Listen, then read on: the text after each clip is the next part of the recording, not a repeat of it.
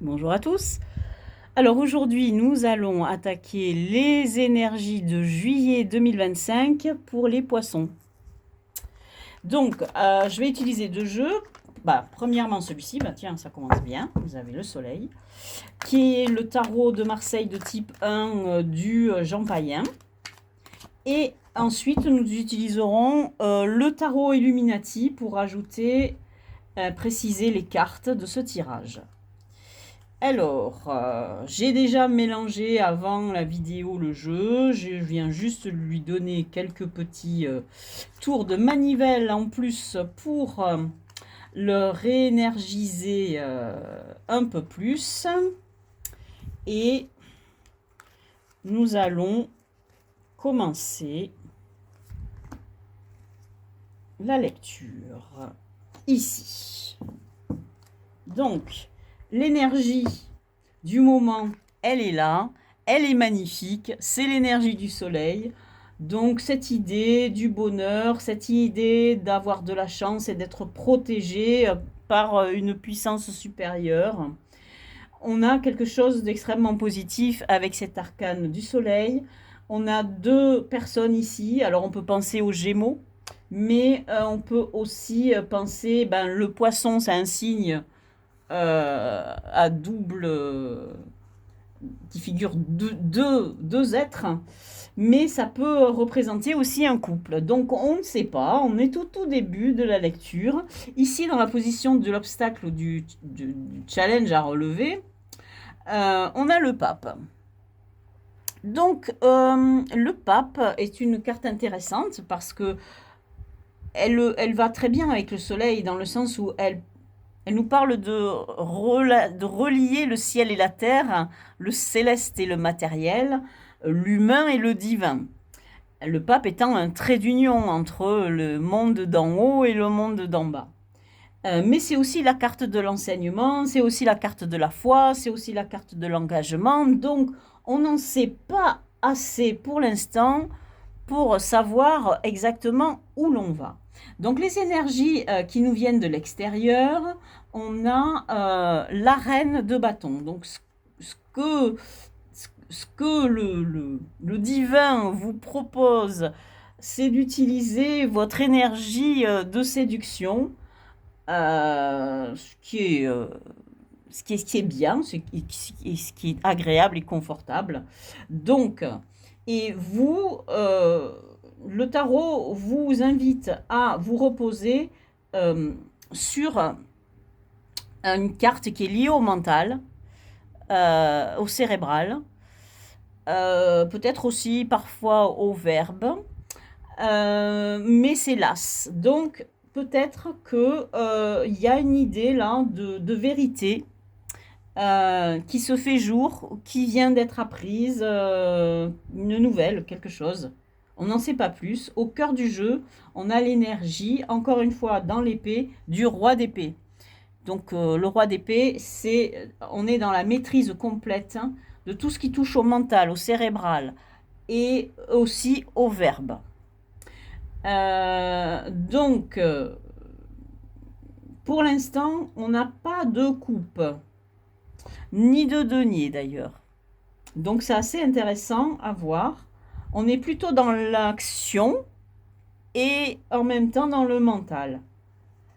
Alors, on a une carte ici dans la vie sentimentale, vie affective, donc avec peut-être vie amicale, familiale, couple. On en est au 10 de bâton, mais on n'a toujours pas de couple.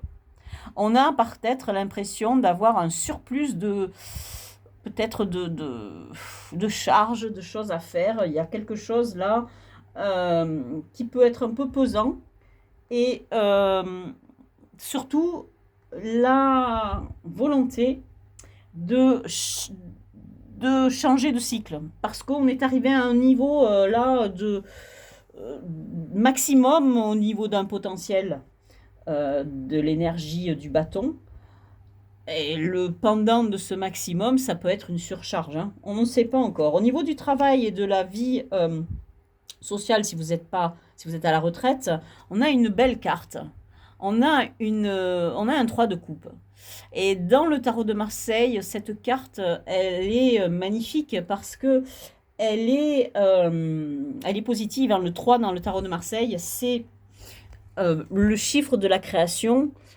C'est le projet qui porte ses fruits, c'est le couple qui tout à coup eh bien, va avoir un enfant, etc.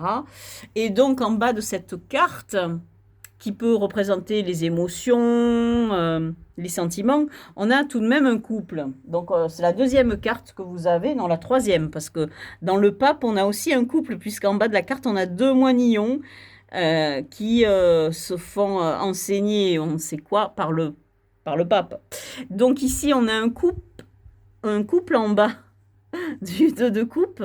Et entre ce couple naît une magnifique plante. Regardez, ça symbolise ses racines. Ici, on a un cœur. D'ici naît deux plantes qui portent chacune un fruit, qui sont censés être deux grenades, qui sont les symboles de la vie éternelle. Et on a au centre une troisième coupe qui est enserrée dans une espèce de matrice. Donc il y a vraiment cette idée de germer, en gestation. Dans le travail, il y a quelque chose, peut-être un projet, quelque chose qui vous tient à cœur et qui est en train de porter ses fruits, d'être sur le point d'éclore. On ne sait pas. Votre vie, votre état d'esprit du moment, il est à la justice. Alors, souvent la justice, elle est là pour indiquer que vous devez en fait vous rendre justice à vous-même. Souvent, c'est ça qui se passe. Ou bien, ça veut indiquer qu'il y a quelque chose qui se passe. Peut-être il y a un petit problème lié justement à des affaires de justice, ça peut arriver aussi. Mais moi, je le vois souvent comme ça, c'est l'idée de se rendre justice à soi-même. Alors, on va avancer un peu, mais peut-être qu'il y a quelque chose à faire croître dans votre couple, c'est possible ça, hein.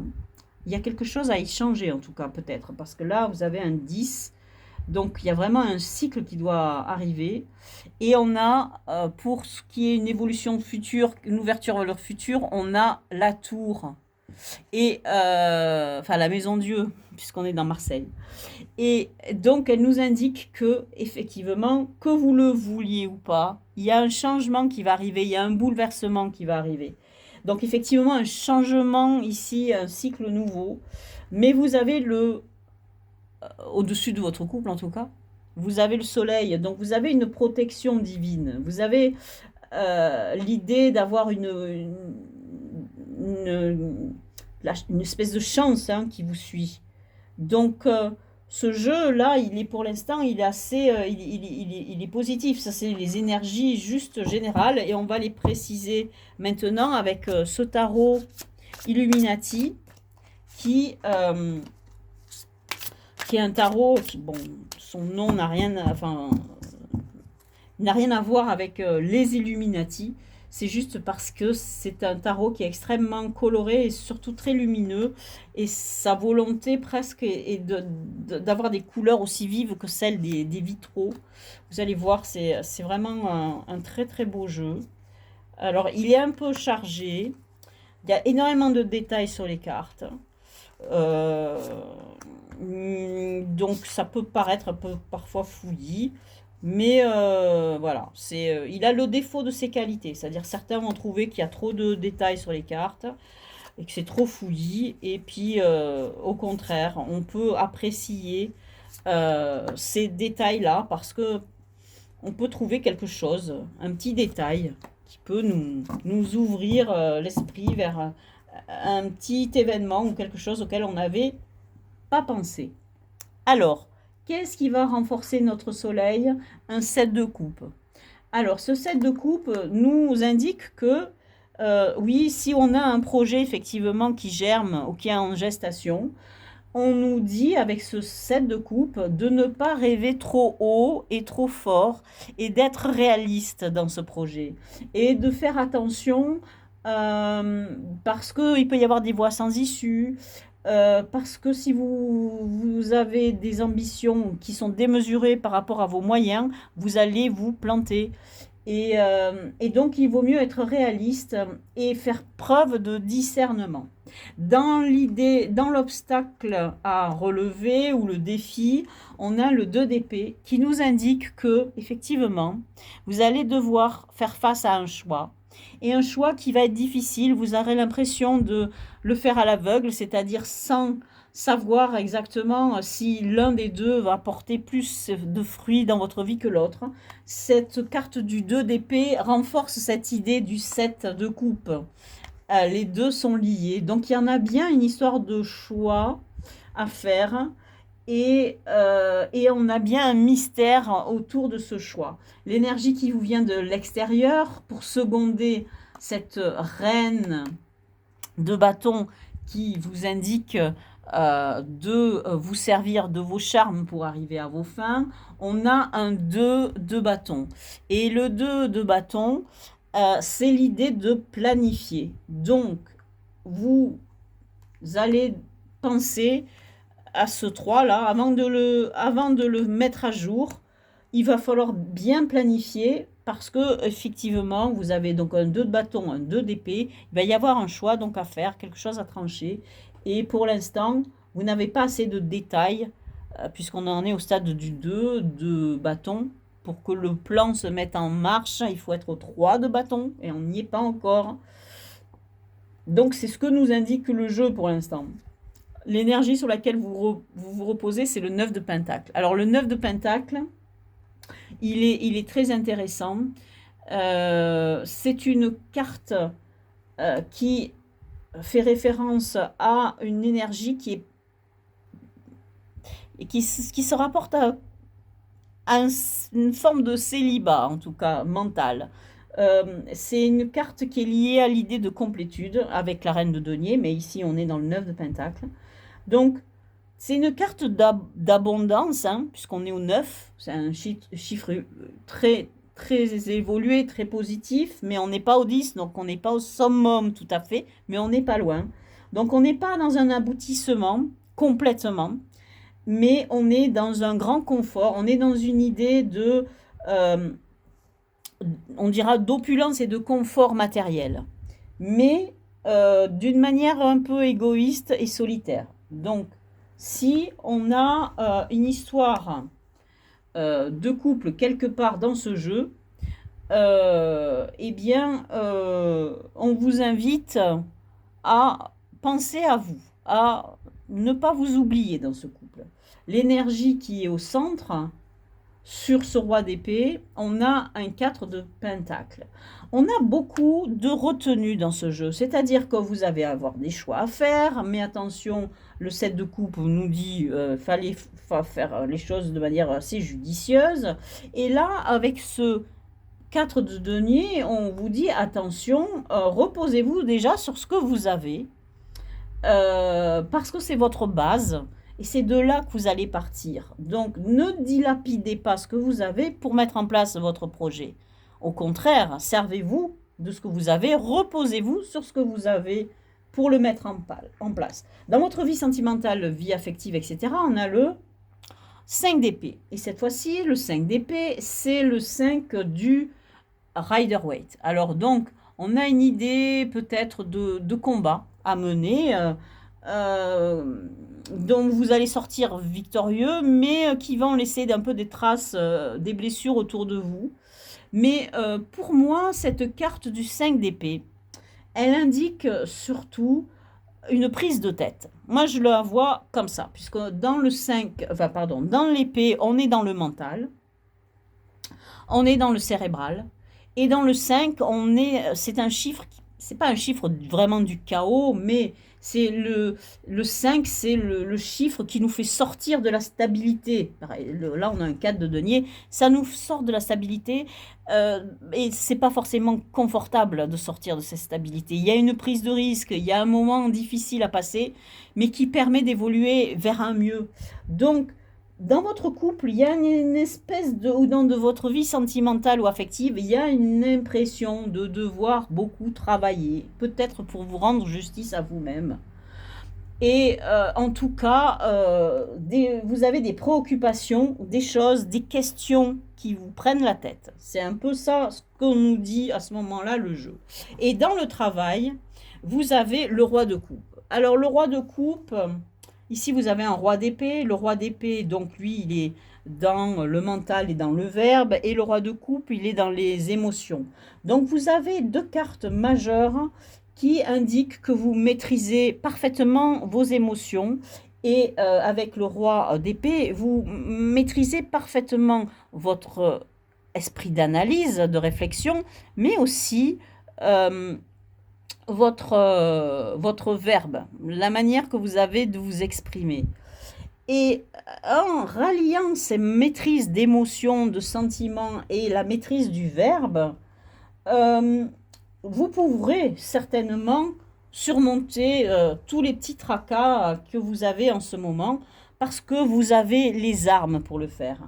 Donc, toutes ces idées de devoir faire des choix, de devoir réfléchir, etc.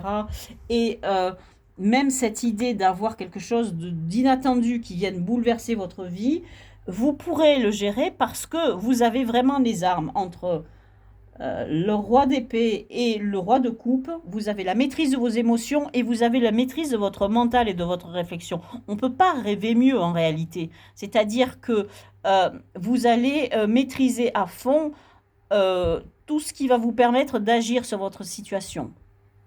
Et en plus, vous avez la reine de bâton. C'est-à-dire que vous allez avoir aussi cette possibilité de séduire.